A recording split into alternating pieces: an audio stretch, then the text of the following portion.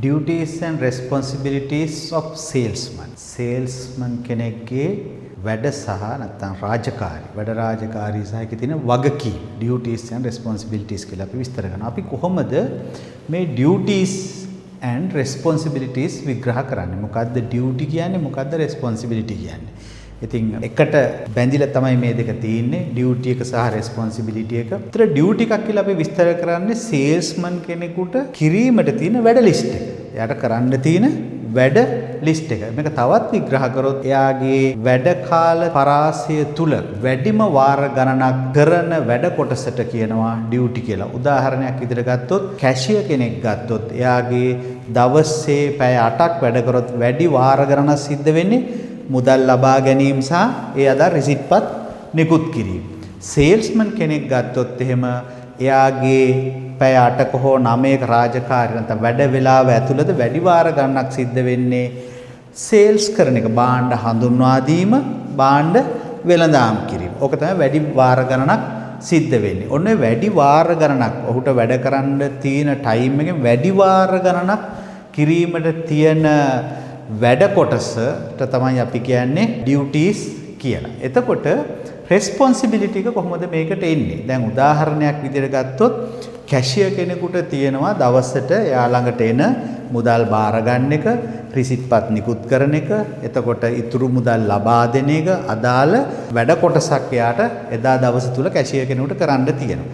එතකොට මේ මුදල් නිවැරදිව ලබා ගැනීම හවසට නිවැරදිව මේ මුදල් පොත නැත්තම් ඒ ලාච්චුවේ තියෙන මුදල් ටික හරියට බැලන්ස් කරලා බාර දෙන එක තමයි වගකීම කියලා කියන්නේ. එතකොට අපි හිතමු යා උදේ ඉඳන් හවස වෙනකම් මුදල් ලබා ගත්තා. ඉතුරු සල්ලි දුන්නා, රිසිටුත් නිකුත් කරා. හවස වෙනකොට රුපියල් 5000ක් අඩුයි. එතකොට මොකද කියන්නේ? එයාට කවුරුවත් ඩියුටියට බහිනවද? නෑ, ඩියුටිය කරලා තියෙනවා. සල්ලි අරන් තිනවා, ඉතුරු සල්ලි දීලා තිනවා, රිසිට් බහර තියනවා. හවස වෙනකොට මුදල් අඩුවක් තියෙනවා. එහෙනම් මොකද කියන්නේ?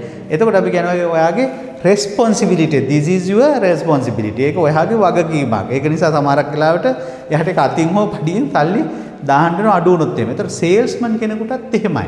එයාට දවසේම තියෙනවා සේල්ස් කරන්න. එයාගේ වැඩි වාර ගණනක් සිද්ධ වෙන්නේ වෙළඳාම් කරන එක. එතකොට මේ වෙළඳාම් කර එයා දවසේම ගිහිල්ලා තියෙනවා. හැබැයි ඒ දවසේ තියෙන ටාගට් එක අදාළ කස්ටමර්ස්ලා ප්‍රමාණය කවර් කරන එක එයාගේ responsibility එක. එයා වැඩේ කරගෙන ගිහලා මේක අවසන් කරලා හවස ඒ අදාළ කාර්ය හරියට ඒ ගෝල් එක නැත්නම් ඔබ්ජෙක්ටිව් එක ඇචීව් කරන එකට අපි කියනවා වගකීම කියලා. නැත්නම් වැඩ කරන්න පුළුවන් ඕන තරම්. එයාගේ ඩියුටිය කරන්න පුළුවන්, රැය වෙනකම් කරන්න පුළුවන්. හැබැයි එහෙම කරාට වැඩක් නැහැ. ඒ අදාළ වැඩ කොටස, ඒ ටාගට් එක, ඒ ඔබ්ජෙක්ටිව් එක ඇචීව් වෙන්න ඕනේ. ඒ ඔබ්ජෙක්ටිව් ඇචීව් කරන එකට තමයි අපි කියන්නේ responsibility එක කියලා. ඉතින් අපි දැන් කතා කරමු duties ගත්තොත් කොහොමද කොච්චර ප්‍රමාණයක්. මම මෙතන 10ක් ඕගලන් ලිස්ට් අවුට් කරලා තිනවා. සේල්ස්මන් කෙනෙකුගේ තියෙන duties මොනවද කියන එක. සේල්ස්මන් කෙනෙකුගේ duties මොනවද කියන එක. අපි ගත්තොත් generating leads. ඒ කියන්නේ මේ customer pipeline එකක් හදන එක. දැන් ඔබ අද කස්ටමර් කෙනෙක් හම්බුනාට අදම සමහරක් වෙලාවට භාණ්ඩ ගන්නේ නැහැ. ඔබ එයා සූදානම් කරන්න ඕන භාණ්ඩ මිලදී ගැනීමට. ඒ කියන්නේ ඒ අදාළ needs අඳුරගෙන දැනුවත් කිරීම කළ දෙන සමහරක් වෙලාවට එයා තව දවස් කීපයකින් මිලදී ගන්න පුළුවන්. ඒ වගේ සමහර වෙලාවට ඔබ ගිය ගාම එයා භාණ්ඩ මිලදී ගන්න පුළුවන්. ඉතින් සමහරකට 3-4 ගමනක් ඒ කස්ටමර් විසිට් කරන්න වෙන්න පුළුවන්. සමහරක් වෙලාවට එක සේල් එකක් හැදෙන්න මාසයක් එකමාරක් යන්න පුළුවන්. ඉතින් generating leads කියන්නේ ඒකයි. ඔබ නිතරම කස්ටමර් pipeline එකක් දිගට හදලා තියන්න ඕන.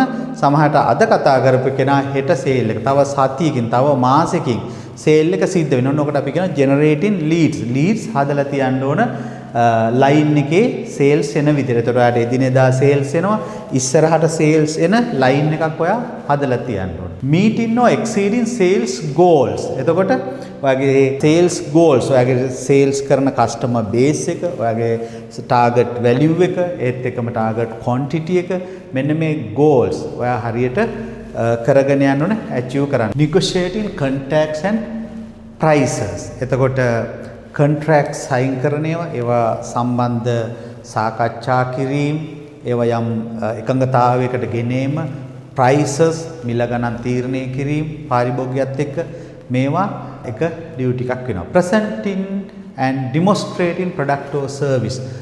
ඔයා ප්‍රොඩක්ට් එක ප්‍රසන්ට් කරන්න මේක තමයි අපේ new product එක. ඒත් එකම ඩිමොන්ස්ට්‍රේට් කරලා පෙන්වන්න ඕන පාවිච්චිය පිළිබඳ ඔපරේට් කරන විදිය මේකේ තියෙන බෙනිෆිට්ස් කස්ටමර්ට ලැබෙන මේ සියලු දේ ගැන ඔයා ඩිමොන්ස්ට්‍රේට් කරලා පෙන්වන්න ඕන ප්‍රොඩක්ට් එක සහ සර්විස් එක සම්බන්ධ ඒක ඔයාගේ ඩියුටි එකක්. maintaining customer relationship පාරිභෝගිකයා අතර දීර්ඝ කාලීන සම්බන්ධතාවයක් ගොඩනගා ගැනීමත් සේල්ස්මන්ගේ එක ඩියුටි එකක්. එක කොටසක්. ඒක නිසා ඒක හරියට හදන මේක අපි බය සෙලර් ඩයට් කියලා පාඩමක විස්තර කරනවා කොහොමද මේ අන්තර් සම්බන්ධතාවය හදාගෙන දීර්ඝකාලීන සම්බන්ධතාවයක් ගොඩනගා ගන්නේ පාරිභෝගිකයත් එක්ක කියලා. ඊළඟ එක තමයි collaborating with team members and other department. sales team එක ඇතුළත ඉන්න ඔයාගේ සහෝදර sales කරන අනිත් අයත් එක්ක හොඳ සම්බන්ධතාවයක් ඔයා ගොඩනගා ගන්න. ඒ කියන්නේ other department sales එකට අමතරව marketing තියෙනවා, production තියෙනවා, finance තියෙනවා, එතකොට transport divisions, logistics මේ වගේ department ගොඩක් ක්‍රියාවල. මේ තියෙන හැම දෙයත් එක්කම ඔයා සම්බන්ධතාවයක් හොඳ සම්බන්ධතාවයක් ගොඩනගා ගන්න අවශ්‍යයි. මොකද ඒකට හේතුව sales කරගෙන යන්න other departments වල ඔයාට support එක අවශ්‍ය වෙනවා. ඒක නිසා ඒවත් එක්ක හොඳ සම්බන්ධතාවයක් ගොඩනගාගෙන තියාගන්න එකත් ඉතාම වැදගත්.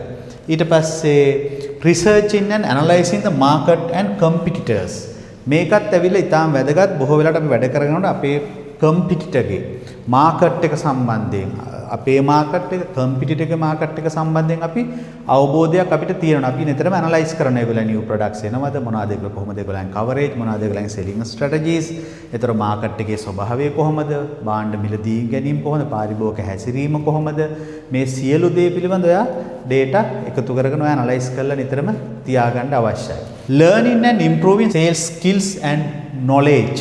ඔය නිතරම මේ skill එක selling skill එක, negotiation skill එක, presentation skill එක, එතකොට product knowledge, market knowledge, ඊගාවට computer ගැන තියෙන knowledge එක.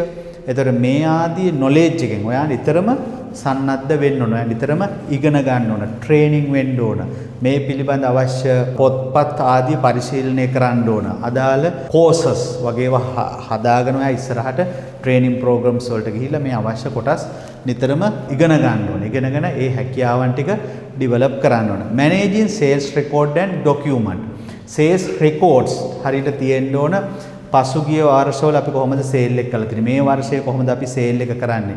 පසුගිය වසර 5ක් තුල කොහොමද සේල් එක අපේ ගිහිලා තියෙන්නේ? දැන් සේල් එක කොහොමද? growth එක කොහොමද? trend එක කොහොමද? market potential එක කොහොමද? මේ සියලු දේ ගැන ඔබ records පවත්වාගෙන යන්න ඕන. complying with sales policies and regulation. ඒ කියන්නේ මේ ඔබගේ ව්‍යාපාරය ඇතුළත policies ප්‍රතිපත්ති තියෙනවා, regulations තියෙනවා. එක එක නීති පද්ධතීන් හදලා තියෙනවා. මේවට ඔයා අනුගත වෙන්න ඕන. තේරුණාද? භාණ්ඩ විකුණනකොට ඔයාට වැඩ කරන වෙලාවක් දීලා තියෙනවා. ඔයාට ඇඳුම පැළඳුම ගැන ඔයාට දීලා තියෙනවා policies and regulations. එතකොට customer හම්බෙන්න යන itinerary practices, presentation කරන විදි, sample issue කරන විදි, ඊගාවට after sales service සම්බන්ධයෙන් සුවිශාල ප්‍රමාණයක policies and regulations sales department එක ඇතුළේ ඒ ව්‍යාපාරයේ හැටියට හඳුන්වා දීලා තියෙනවා. අන්න ඒවට ඔයා අනුගත වීම අපි කියනවා complying with sales policies and regulations කියලා. ඉතින් මෙතන අපි 10ක් ඔයගොල්ලන්ගේ duties and responsibilities දාලා තියෙනවා. ඉතින් මේ duties ටික හරියට කරන එකට අපි කියනවා responsibility කියලා. දැන් සමහරක් වෙලාවට මේන් එකක් හරි මොන හරි කරනොත් අපි කියන්නේ ඒ duty එක හැදුවා කියලා නෙවෙයි. ඔයා ඒකේ responsible වගකීම ඉෂ්ට කරේ නැහැ කියන එක තමයි ඒකේ අදහස් කරන්නේ. දැන් උදාහරණයක් විදිහට ඔබට ලබා දීලා තියෙන route එකක itinerary එක ඔබ කියන විදිහට visit එක කරගෙන ගිහිලා තියෙනවා. හැබැයි යම් ස්ථානයක ඔබගේ ඉහළ නිලධාරියෙක් ගිය වෙලාවකදී එතනදී එක itinerary එක ස්ථානයක ඔබගේ product ප්‍රමාණය නැත්නම් availability එකේ නැති ප්‍රශ්නයක් එන්න පුළුවන්. එතනදී ඔයා හරියට ගත්තොත් ඔයා වැඩේ කරගෙන ගිහිලා ඔයා duty එක කරලා තියෙනවා. හැබැයි availability නැතිද ඔයාගේ boss ඉහළ නිලධාරියෙකුට බයින්නේ මොකද්ද?